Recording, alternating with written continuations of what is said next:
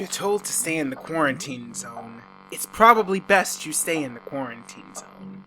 Just don't make it a problem everyone has to suffer for. Hint, hint. Instead, just stay here and listen to us on patreon.com/WSScastProductions. For less than the cost of nuking a problem caused by a couple of children, you can support our show. That's bonus episodes, early access, and exclusive content episodes just for you.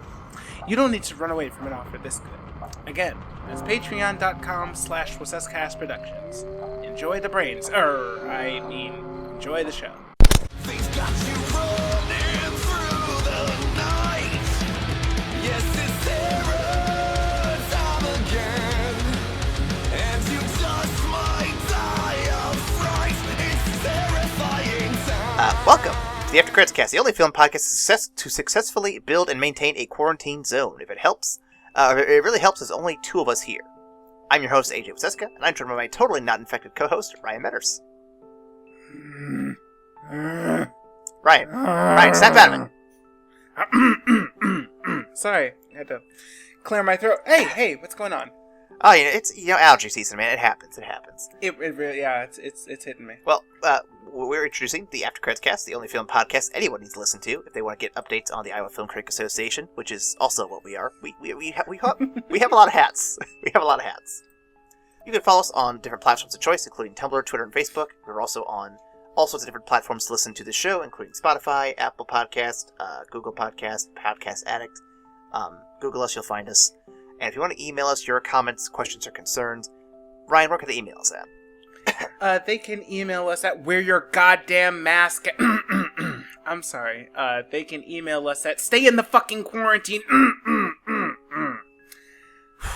Try that again. That's evacstation@gmail.com. Yeah, I don't know if a mask would help in this situation, though. It seems a little outside the jurisdiction. Yeah, it also just feels like it feels like too hard of a parallel not to speak of. Yeah, I would say the 6-foot rule is more applicable here, honestly. Yeah, 6. It's hard to maintain when there are people just insistent on running up to you and breaking your 6 feet barrier. Yeah, but if you had a choice between making out with your girl who's infected and staying 6 feet and not getting infected, I think I would choose the not getting infected part. Yeah, that's a choice that any sane person would make. You would think. I don't bring this up very often. I keep forgetting to, but I'm going to bring it up here. And I'll try to bring it up throughout the rest of this episode of recordings we do. If you have listened to us on a platform and have not reviewed us, shame on you. You're on a podcast that get reviews and you haven't reviewed us yet. For shame. Give us 5 stars and tell us why. Leave a nice review saying, hey, Aaron told me to leave 5 stars and he's an asshole, but I'm doing it because I still appreciate his work. I would love to see that. If you could do that, that'd be great. Or you could put something else nicer, something less forced. I would appreciate that too. Fantastic. 5 stars gets us more viewerships, and of course helps us make the podcast better. So please, 5-star reviews, or thumbs ups, or likes, or whatever the rating system is on what you're on. I assume they're all different to some extent. So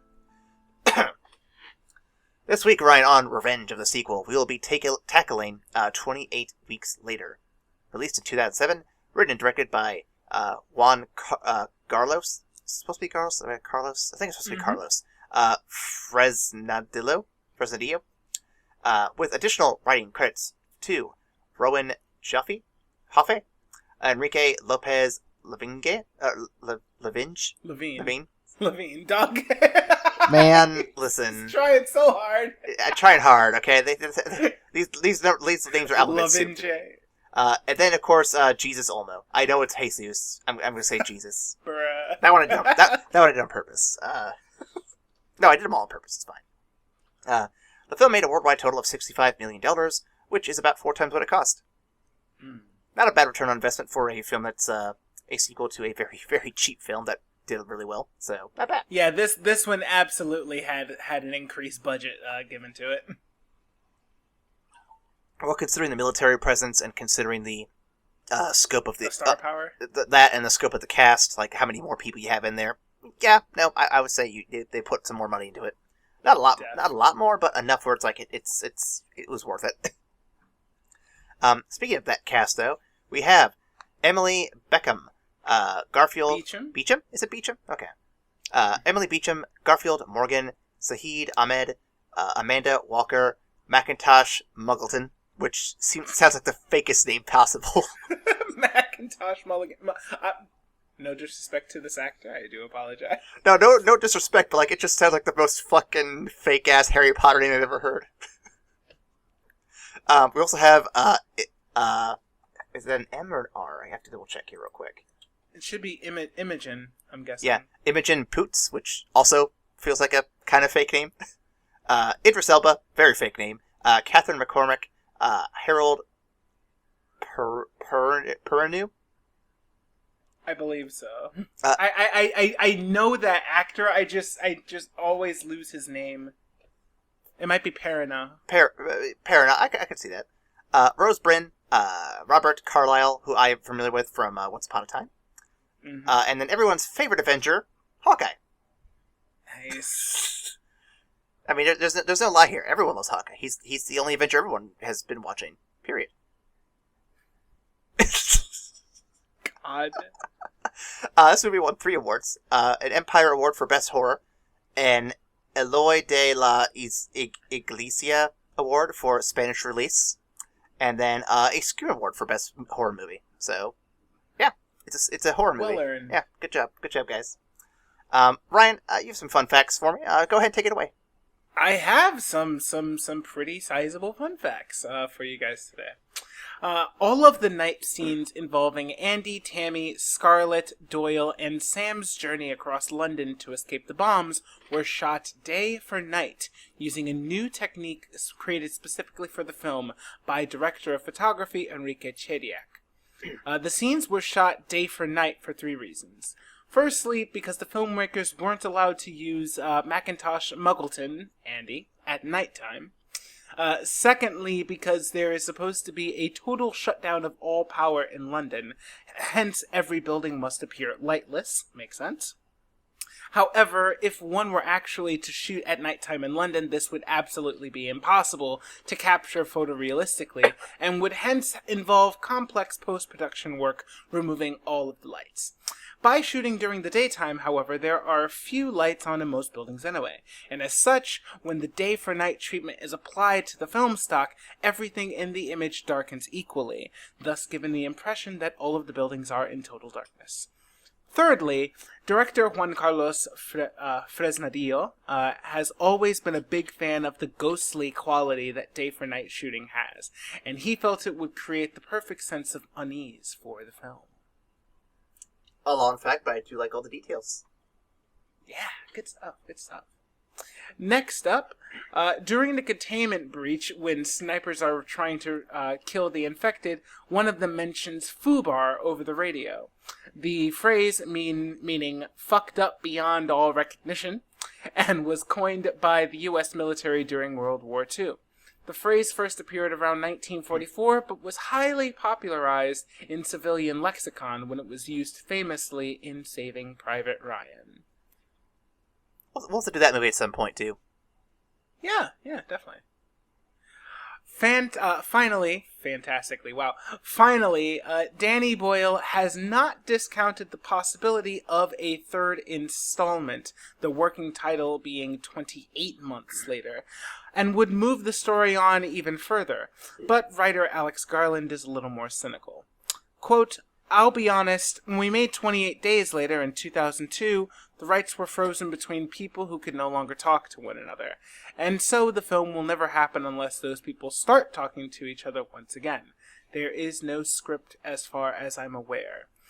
In addition to this fun fact, because my girlfriend is a huge fan of this franchise, and also, consequently, The Walking Dead, because she loves zombie movies, it was also the growing popularity of The Walking Dead that kind of halted production or even, progress on the 3rd installment, because they figured any ideas that they mentioned publicly or that they developed would likely just be used in the production of The Walking Dead. It was hard to kind of compete with their growing fame, unfortunately. Which is fair, but also kind of unfair, because Walking Dead did borrow their opening scene from the first film of this series, so...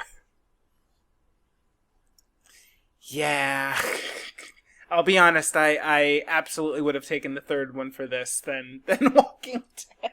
You know, yes and no. I like no shade to The Walking Dead. I would have preferred this third installment because it would have been more of a finite end, and I really like the story that was being built here, and The Walking Dead is still fucking going, guys. It's still going. I agree to an extent. I think if The Walking Dead show had stayed closer to the comics, I probably would have been more down for it. Of course, it's just comic nerd Aaron talking here, but no, I think the comics actually do offer a tighter, more cohesive story. I think the TV show, because it was choosing to go in different directions and added characters that weren't originally there, it kind of got a little lost in the weeds, and then it also killed off characters that needed for later stuff and kept characters it didn't need, and it just became a mess. So comics are, in my opinion, the de facto best part of the series. It used to be the games, but then the games kind of got a little weird, and then the studio got shut down, and I have so many problems with that series. But the first Walking Dead game is great. Fucking go play that shit. Initial thoughts. There's a lot of interesting visuals and some really cool shots happening here. Like you said about the Day for Night shooting thing. Like, it looks really fucking good. I don't know if the stories or the characters hold up enough for me, though. But I think that as far as, like, the visuals go, it's a top-notch film. Okay. I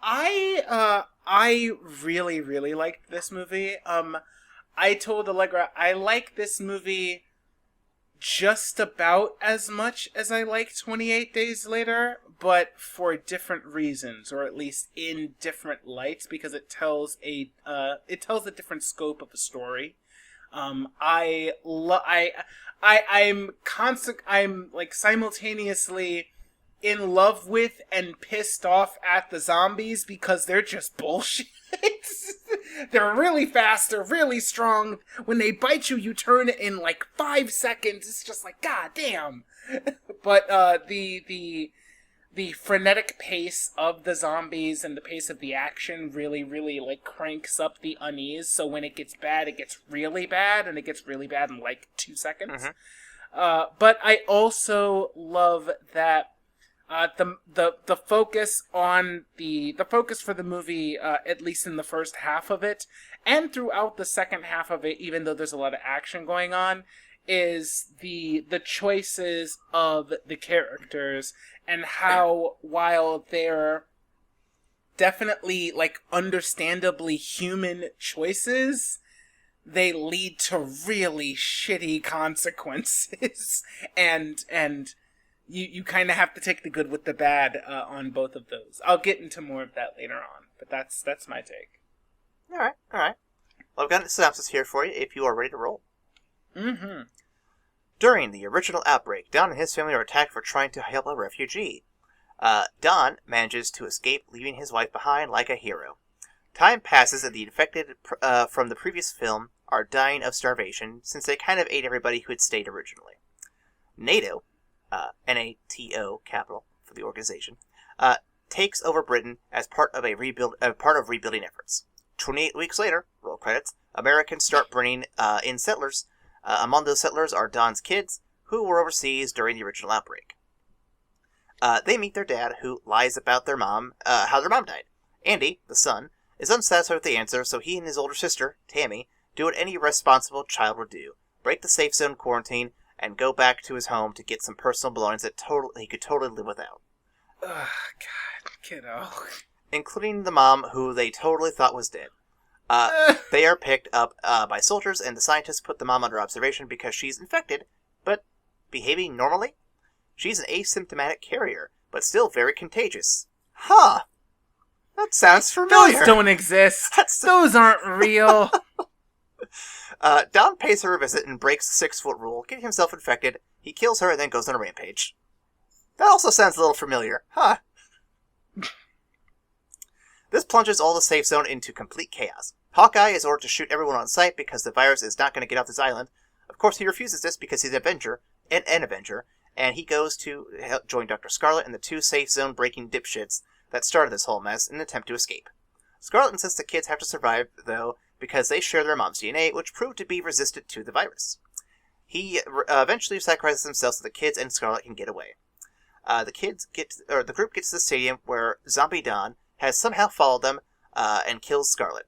Tammy shoots their persistent father after he attacks Andy, but he remains symptom-free, proving Scarlet's theory. But they also don't know what that theory was. Some communication would have been nice there.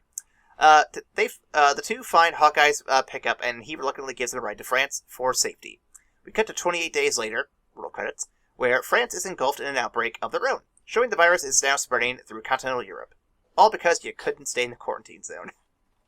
Yep. Ooh, too real.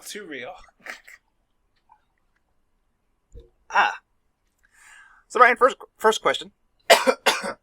Ooh, throat's tickling there a little bit. First question I got for you, Ryan. Does this film feel eerily prophetic to what we experienced in 2020? I think what really, really good science fiction does is rather than focus on like the super fantastical or the sci-fi aspect of it. Instead, what it does is it uses that as a setting or a backdrop to really talk about human nature. And in this case,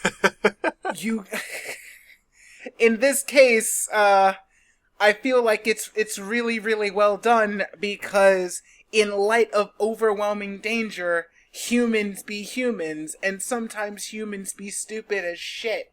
So when we're put in a real life situation like that, human nature wins out, and humans be humans, and sometimes humans are stupid as shit. Mm-hmm. I think what we experienced in 2020 just kind of proves that there were a lot of science fiction writers that were really right about what they saw in humanity and what they used their stories to kind of shine a light on. So yeah. I mean, the same thing could be said about something like The Simpsons. Everyone says that they're predicting the future, but a lot of the writers will tell you, no, we've just been following the news and seeing the trends, and we just kind of assumed naturally this was going to happen, and sure enough, a lot of the stuff they predicted happened. So yeah, I mean, if like the greatest storytellers of your age get their inspiration from writing about things that they see in real life, it makes sense. And we use stories not only to like learn lessons and to pass on like tales and fables, but also to try to get a clearer understanding of humanity through these kind of hypothetical situations. So it makes sense to really pay attention to some of these because a lot of them have very, very good aspects of truth to them in terms of how, like, what we're like as a species. I'm wondering how long it'll be until the anti-capitalist messages in most media nowadays is going to finally catch up to us and be like, hey, maybe we should stop using capitalism. It'll be long past my lifetime, but I only hope my kids or my grandkids reap the benefits of this. If only. Well, I mean, if you go to another country, Ryan, I'm sure you'll be fine. Hopefully. Ryan was done right to leave his family behind at the start of the film. Oh, bruh. Oh, man. Oof. Like, okay, so let's play the scenario out for everybody listening, because maybe they didn't see it. So, Don and his family take in this kid, and for all of 5 minutes, everything's fine. Suddenly, a bunch of infected show up, and remember, these guys are fast, strong motherfuckers who will rip you in half, basically. Now also keep in mind, it's not Don and his family. It's Don and his wife and a couple of survivors that they are all huddled together with in this home. Fair. With they're living together. Fair. But he was really trying to keep his wife safe. His wife spotted the child that they had literally just taken in before everything went to hell. In a closet across the room, and she leaves Don to go try and get the kid, and then zombies run in between them, and the choice is to try and fight the super strong zombies with your hands to save your wife, or leave. So that was the choice. Yep. And, man, that's a tough choice, because I don't know about you, Ryan. I'm not a strong or fast guy, and if these zombies are stronger and faster than they normally are, how the fuck am I going to fight that shit? Like, I think at the end of the day, it's just his self-preservation outweighed everything. Like, I think he, as a person, was a perfectly normal guy, but like when literally life was on the line, I think it just was overwhelming that he wanted to live. I mean, when you think about when things really hit the fan, he was there trying to save the girl who got pulled through the window, and then he stayed fighting zombies with a crowbar. So I don't think he was like super, like, I don't think he was like a major coward. Because, like, he was doing some heroic stuff there, but I think at the end of the day it was either, do I go and more than likely die to try and give my wife a chance to get past, or does everything fight or flight in me scream, get the fuck out? And he listened to his survival instincts. It was cowardly, but I think it's really understandable. Well, the other thing, too, is he did try to tell her, we have to leave, we have to go, and she actively made the choice to stay. And you can't force someone to do what they don't want to do. And I can't fully blame him for what happened when she chose to stay and deal with the problem versus escape while they could. Yeah, it's a very morally gray area, Which I really like. And that's how you. I love it. I absolutely love it. Like the fact that they use that to start off the movie. I was just like, that's good. That's strong. That's some strong narrative fuel there. Because now we're gonna have to reconcile our distaste for the man, because he did what he did to survive and was the only person who made it out of that place alive, but he surely left the love of his life to die. Like, that's absolutely what happened. But to be fair, Alice did forgive him. Did she though? She did though. She's like, you know what? I totally get it, bro. Come here and give me a kiss. Oh fuck, I'm dead. Oh God, do you have a question about that? Because I kind of want to jump right to. Well, I got two more. Wait, no, one more before I get there. Okay, then I'll hold it. Then I'll save it. So we're gonna make fun of the kids real quick. Ryan, is there anything in the world that you would break that quarantine for and risk the well-being of an entire population of people? So, okay, like, while the kids are absolutely at fault for what happens after this, to be fair, what occurs is a series of events that's literally a 1 in a million chance. Like, they break quarantine because they weren't expecting to have kids there, and there's no protocol, there's no procedure for like watching for the children. They were able to slip past them, unprepared there. They're like, according to everybody, according to everything, all of the infected died out. They just so happened to run into the one infected that has managed to survive for months without food and are able to maintain like cognizant thought while being infected. Literally lightning in a bottle, 1 in a million chance. So while they were absolutely stupid for doing that, I think there's a human component, in which case they didn't think it would, like, there was a chance that anything could go super bad, but also because he wanted something to remember his mom by, and he was worried that he was going to forget her face. So, from an emotional perspective, I get that. Maybe. Listen, I'm not saying I can't be emotional. I'm not saying that I don't care. But I'm looking at the scenario, I'm thinking to myself, is it really worth me risking myself and my space to go out there to get like a photograph. Oh, absolutely not. Like, objectively, 100%, absolutely not. No, not at all. Like, I have to imagine too. This movie, was filmed in 2007. I have to imagine that they still had phones of some kind on them. Maybe they didn't, but I have to imagine they had some device or something on them that still had pictures of their mom somewhere. It feels weird to me you wouldn't have a single thing. Yeah, you would think so, wouldn't you? A little bit. Now, granted, It's like 2007. Yeah.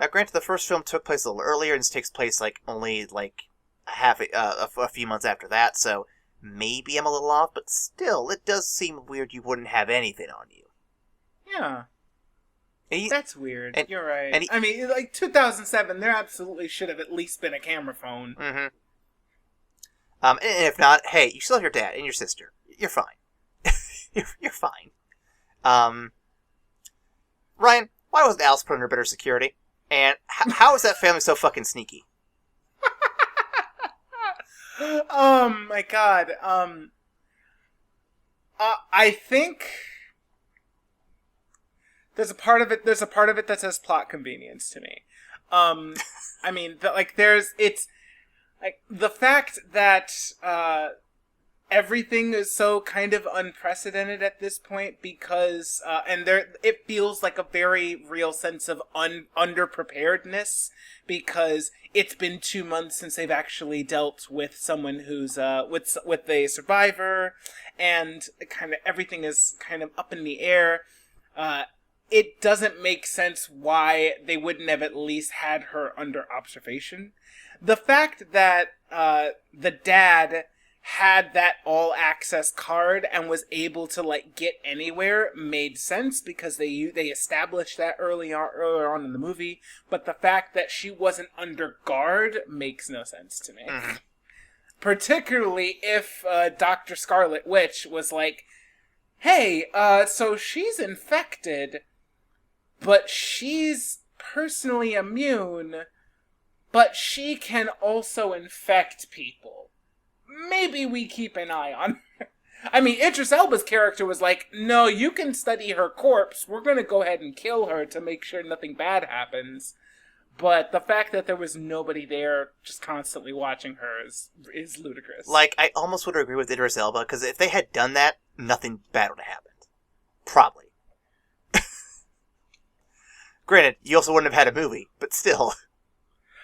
Yeah, I mean, this actually kind of, it kind of takes my attention to the, one of the bigger kind of moral questions about the film. Okay. And if you have another question about it, I'm so sorry, but it's just, I need to go into it. Go ahead. In terms of the military's, particularly the American military's response to the outbreak, it's a double-edged sword because it's obviously monstrous from what becomes our protagonist's point of view, because now not only do they have to worry about the fucking zombies eating them, but now the soldiers who were there to protect them have been given orders to just kill anything that moves without regard to whether or not you think it might be human or no. And they're just mercilessly doing this, even in light of people that are clearly not fucking, not zombies.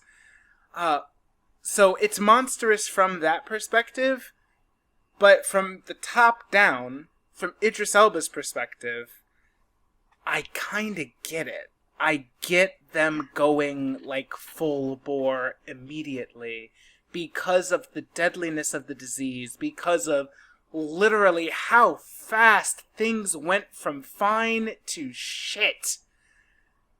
Them kind of going nuts would have, make sense if they had any hope of containment. Right. So, what do you, what are your thoughts on the military's response in the movie? normally I don't side with the military because they're given orders, and typically it reduces the individualism of people to numbers and to statistics and to just I don't know. There's something always about military decisions in films and even in real life in some cases that always rubs me the wrong way. But considering the circumstance and considering how, like you said, it's a fast-moving illness that basically kills people, and if you don't stop it here, you don't know how far it'll get. You could lose... Well, so I guess... I don't know. If they just evacuated the military, you know what? We're done. Let's get out. We'll try again here in 28 weeks. I mean, would that be a more humane solution, Ryan? Just getting the fuck out and waiting 28 more weeks for them to starve themselves and try again? I mean, so I don't know, because I think the idea was to try to contain it as much as possible to that one section of the city, because keep in mind, after 28 weeks, all of all of London was fucked, was just gone. All of the UK, I think, wasn't it? Pretty much, all of the UK even was just gone, just outdone. So the idea of trying to limit it to that one quarantine section, which, they lost overnight, trying to limit the spread as much as they could to that surrounding area makes sense, rather than just writing off the whole fucking UK. I suppose, but I can't imagine they would have gotten that far, because they need to have food still, and if the other ones died out from starvation, these would have probably done the same. I don't know, maybe? And if your goal is not to save lives because you've already decided, we're just going to say, fuck it, get them all, then, I mean, I don't see much of a difference whether peacing out is the answer or not, but I also don't know how fast they would have been able to extract themselves. How fast the military would have been able to evacuate itself. I don't know. I mean, because that's a lot of logistics. Well, in terms of bringing taking everybody out of all military personnel out of the country. I'd have to imagine you had a plan for that, and if you evacuate all your military personnel really quickly, you could then drop the nuke as quick as possible and be done with it. Well, no, that was the plan, right? They were just going to bomb the place once they were out there, or they were intending to bomb it regardless. But I mean, they firebombed the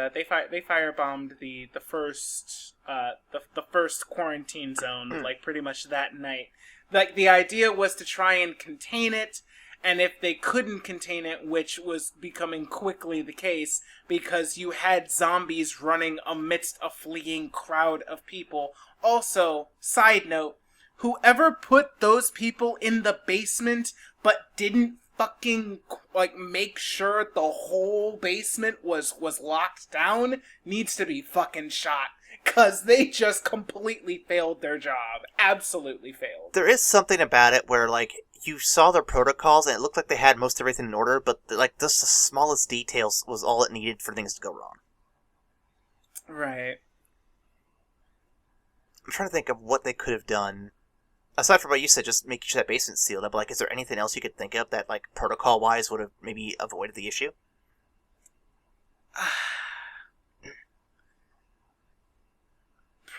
Protocol-wise? No, honestly, that was it. That was all, there were a lot of things that went terribly wrong in this movie, but I think that was possibly the biggest one, because if Don doesn't get into the basement where all of the normal people were being held, then he doesn't make a bunch of zombies immediately.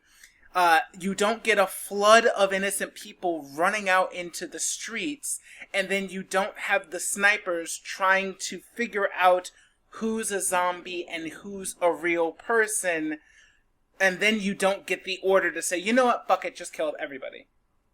Well, okay. Yeah. Here's a suggestion. So, everyone has their own, apartment, basically, right? That's how they've divvied them up, is apartments, basically.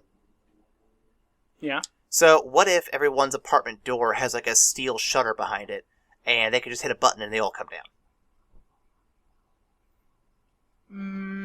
Everyone is safely quarantined in their own apartment. There's no crowds. You can't get everybody all at once. And it allows everyone to still be comfortable in their space. And then the infected can be dealt with. You could even lock the infected in their room, so to speak, and just come get them. I don't know how easy something like that would be to make. I don't know. It seems doable. Like, you could... I mean, they do it for prison cells.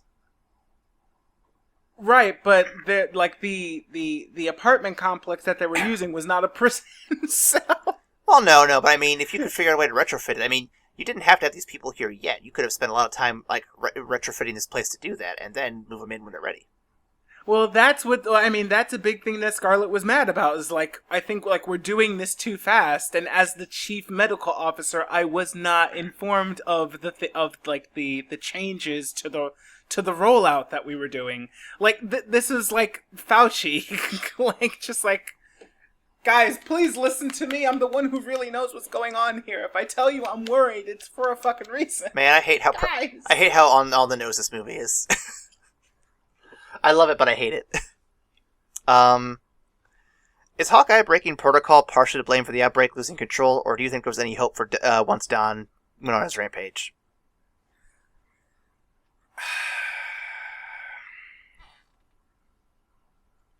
I mean, so Hawkeye took note of the kids, like, slipping past the protocol and slipping past the quarantine, and then he let the Eye in the Sky know. So, like, and because he did that, they were able to follow the kids to their residence and, like, save them. So I feel like he did his job in that regard. I meant when he decided to abandon his post. Oh, no. Him abandoning his post was not the responsibility for the outbreak of the quarantine. Him alone was not going to stop anything. I like the fact that of the military personnel in the movie, him and Harold Perrineau's character are the only ones that retain any type of personal autonomy when it comes to questioning the orders that they've been given. And I love that we see both sides of that coin, because while Hawkeye does it because he knows the kid isn't infected and he wants to protect people's lives rather than just gun them down indiscriminately, that's a heroic thing, and we love that. But when Harold Perrineau's character decides to take the kids out of Britain, and then we get the flashback, or the 28 days later, to the fall of virus France having actually left London, left the UK, we wonder, was he wrong to actually be humane in that moment? Because as far as we know, the only carrier that was able to leave Britain is the boy. And part of that problem was that Scarlett didn't inform them of the possible immunity. Had she made them aware of that, they might have been able to take better, like, steps involved. But yeah, that's interesting, huh? It is. It's very interesting. I love how morally gray this movie is, because there are obvious moral things that we react to, but then when you really think about it from the grand scheme of things, the monstrous options have merits. They're monstrous, and they require really, really bad and hard calls, but in light of trying to, keep continents from falling, makes sense. Well, does make sense. So here's a question. We've discussed this movie's got a very gray morality to it. Does this movie seem to take a stance, or is it kind of just or just kind of acknowledging there are two sides to it, then neither one of them are 100% wrong? I think this movie I think this movie does a really, really good job of shining light on all facets of the situation, because you get the obvious pressure that Idris Elba is under in terms of the military, and like you see, he doesn't make these choices lightly, but he's trying to do so in order to like stop the spread of this terrible disease like as fast as possible. Meanwhile, you also then cut to the next scene and you see what that decision means for people actually living in it, and that's really shitty and it's really horrible. So I think I don't think this movie actually takes a clear stance on it, but it just does a really, really good job of showcasing all aspects of what humans would do in a situation like this. Mm-hmm. I wish it did take more of a stance, though. Like, just, like, at the end of the film, what is it we take away from it? What's the lesson learned? And I think the only thing I really pull away from it is people suck sometimes. Yeah. I mean, but I think that's a good reason. I think that's a great thing, or what makes this series really, really good science fiction in my mind, because it gives you the scenario and it just showcases what humanity is capable of, and it gives you like understandable choices and stances for both sides, for all sides involved, and then it lets the reader, or it lets the viewer decide where they would fall, where their particular morality would lead them to do, what you would have done different personally. I think that's still really good. I don't need it to take a particular stance because it gives me something to really think about. Mm-hmm. Let's see what else we got here. How is Don Zombie able to consistently pursue his family throughout the entire film, traveling miles at a time? Oh my god. He reminds me of the one dude from Mad Max Fury Road who just was, like, always there. Oh god. I mean, I personally loved it from a horror movie perspective. The idea that they call it the rage virus, and that it amps your aggression and all of these other things. I think him keying into his family while still under the effects of the rage virus was really, really interesting, because it lets you know that there's still a part of him in there. It's just severely altered. The idea that his own cowardice is now coming back to bite him, because not only did he do the shitty moral thing and left his wife to die, but then he lied to his children about it because he couldn't bear to tell them the truth. And now he's having to pay for that. Having his rage-addled mind focus that interior kind of self-hatred on the subject of it that caused it, namely his family, makes sense from like a psychological point of view. Mm-hmm. So I really, like, while it was far-fetched, I like that they did that. I agree in terms of like a meta-narrative thing. It's interesting. In terms of like a logistics thing, I'm just sitting here like, this motherfucking Zai would have like fucking walked off and ate someone else by now and died. Like, no way.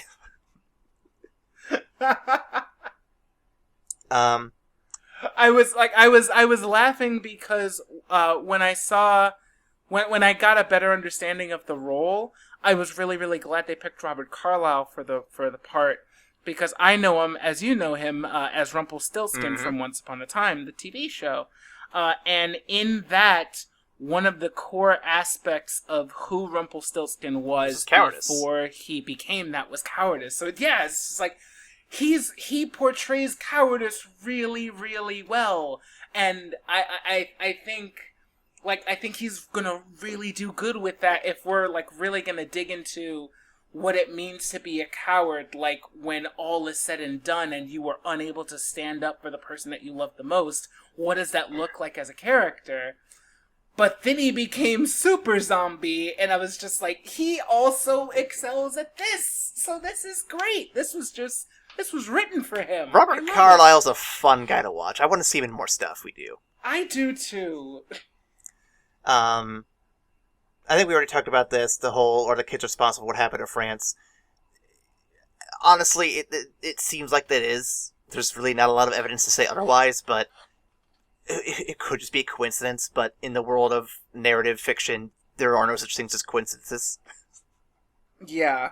I mean, you gotta look at what's presented to you on the screen and know that it's shown for a reason. So if your shot is of the helicopter leaving the island and of the boy that you know isn't a rage-addled zombie but still a carrier for this deadly disease looking out the window as he's flying off, and then the very next shot is a bunch of zombies in a place that previously did not have the virus, 2 + 2 often equals 4, my guy. You know what I mean? I have to wonder, though, if they did bring the kid over there and they are quote-unquote patient zero for this new outbreak, how does that happen? Like, obviously that kid's not gonna make out with anybody. He's still like, what, 12? 10? Something like that. I have to assume someone, like, forced, like, blood out of him or something. Like, maybe they were working on him to get the cure, and it just got out of hand, and it just started all over again. Either that, or it could have been that he was eating something and somebody else ate it. You know, oh, like sharing a drink or something? Yeah, shared a drink or something. Yeah. Hey, sis, you want to drink some of my Sprite? Oh, fuck my face! Honest to God, what I thought, when you have that moment where they're at the carousel, the two kids, and they're like, we're gonna stick together no matter what. In my mind, I'm thinking, okay, well, obviously, she's going to become a zombie, and he's going to try and stick with her, despite her being a zombie, and he's not gonna turn when she bites him. And the ironic thing is, instead of that, it's he's immune, and he gives it to her, and she probably turns. And she probably goes fucking nuts. Yeah, because, absolutely, like, what likely happens is that his sister catches it, and she goes nuts. Mm-hmm. Which, I kind of understand you wouldn't show that, because showing kids getting killed is a big no-no in some countries, and in film in general.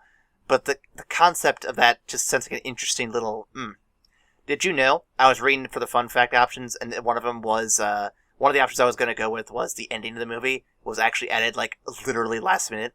They added it. Really? Yeah, they added it last minute, like, as the film was locked down after production. And they were going to just ship it out, but the guy's like, no, we have this one last thing we want to do. And they threw it in there, like, literally, like, minutes to it being due. Oh my god, I love that. And you can tell they wanted to do a third one. You could absolutely tell. Mm-hmm. It was, because the story continued. It was there, and I'm hoping someday they get to do it.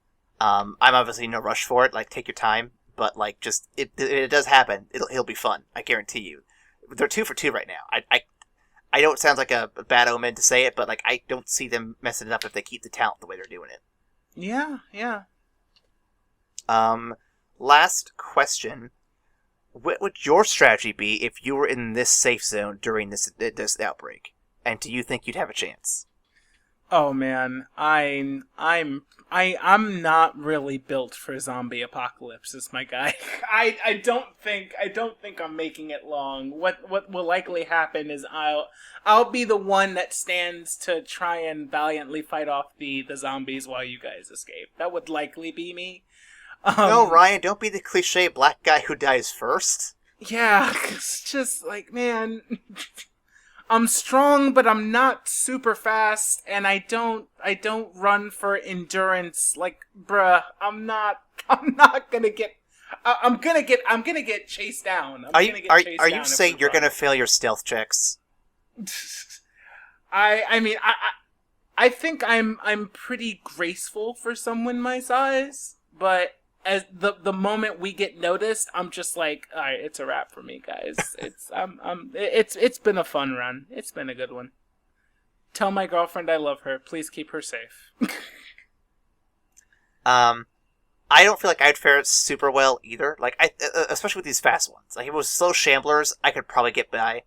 But these guys are bullshit, man. These crackhead zombies are just fucking just hacks. This is just like hacks. I don't believe this. I think my only salvation would be if I could get to a vehicle, because if I could get into a vehicle, I would feel confident enough to get away from anything. But that would be my only caveat. I have to be able to get to something. Yeah. I don't think my wife would make it. We've already talked about this before, and she's like, she said point blank, I'm not going to run away from these things. I don't have the ability to do so. You go on without me. I'm like, I don't want to, but I mean, you're not giving me much of an option here. So They're like, zombies, babe, let's go. She's like, no, fuck that. Absolutely not. I'm just gonna chill for a minute. see, me, I've played a lot of Resident Evil, a lot of Left 4 Dead, a lot of zombie movies, games. I'm up for the adventure, man. I want to get a group of 4 and just go out chilling. It'll be a fun time. Yeah, like, cause it's just I'm not a fan of. Like, I'm not a fan of, like, the severe downward slope that society would take after it. You mean to tell me if I survive the initial onslaught of the dead coming back to life and trying to, like, forcefully eat me, if I make it past all of that, I then have to watch the remnants of society fucking collapse on itself because we're selfish as shit? Nah, B. It's just like, it just gets worse just get worse with time. It's just like, I'm not dealing with this. No, Ryan, me, we get a group together, we start our own communist regime. It'll be great. Yep, and we'll just have to be comfortable with killing people who decide to come up and take our shit. No, we don't kill people, Ryan. The dogs do that. Oh, God. Man, that got dark quick. It's a zombie movie, man. It's gonna get dark. It starts dark. Well, it just gets darker. Well, speaking of getting dark, if you want to email us your concerns or your zombie plans or just any topics, questions on this topic, please do so. You can reach us at Tumblr, Twitter, and Facebook. And Ryan, if they want to email us directly, what could they email us at? They could email us at fucking respect the quarantine. Excuse me. That's evacstation@gmail.com. I am looking forward to putting 2020 behind us and the COVID behind us, and films like this just remind me why it's so good to put that behind us. Yeah. I did not enjoy our brief little stint with pandemic season, so let's go ahead and get past that, shall we? Indeed. This is the part of the episode where we rank the film from platinum to trash, all the colors in between. Ryan, what are you thinking? How you feeling? So are we actually ranking it, or are we sticking with the bucket or fuck it method? Well, so I know we originally did that as a funsie kind of thing, but we also originally had like a shit ranking, and I think we grew up last year and changed it to trash ranking, also just to kind of feel a little bit more professional. So I guess, Yay. So I guess as Iowa Film Critics Association people, how do you feel? How do you think we should approach this interesting dilemma? God, everything changed when we decided to go corporate.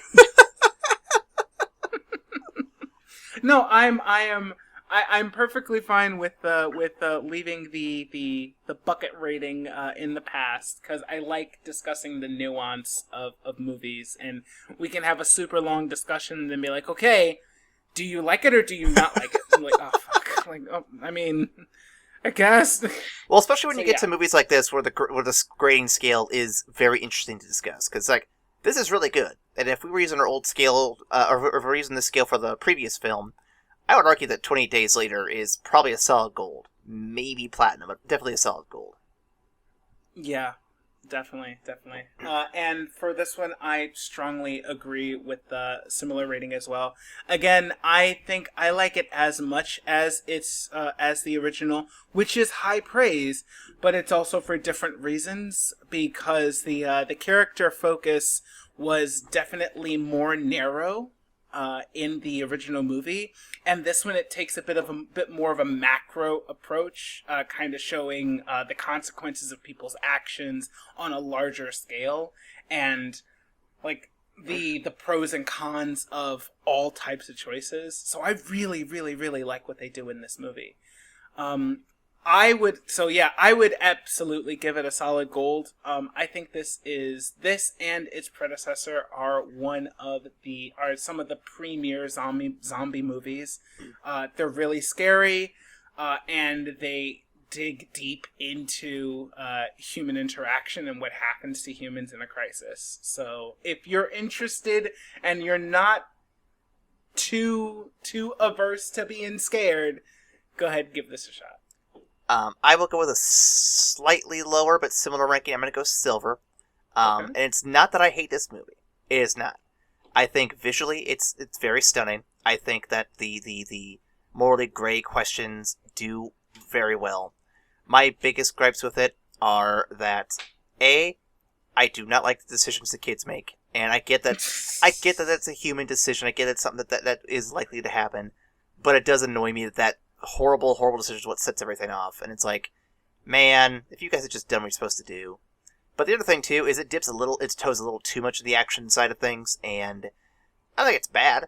But I do think it takes away from the horror aspect and focuses more on a like thriller tension aspect than an actual like, oh hey, spooky monsters, kind of thing. And maybe that's just me poking at it. I guess the way that a more intellectual way to put it is it feels less nuanced because of the more focus on explosions and actions and fire and all that versus the cat and mouse chase of the previous film, so to speak.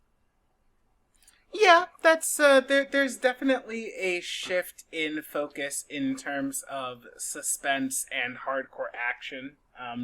So I can understand where you're coming from there. And again, it's not that it's bad. It's just a different taste, and it's not the taste of the first one that I liked a little bit better. So that's where I'm at. But still, that's definitely fair. Still a solid film. I would still recommend it even with that. Next week, looking at my schedule here, next week you guys will be listening to us finally, if the schedule holds out, talk about Ghostbusters Afterlife. If the schedule holds out. Well, let me see what its release date is before I commit to this.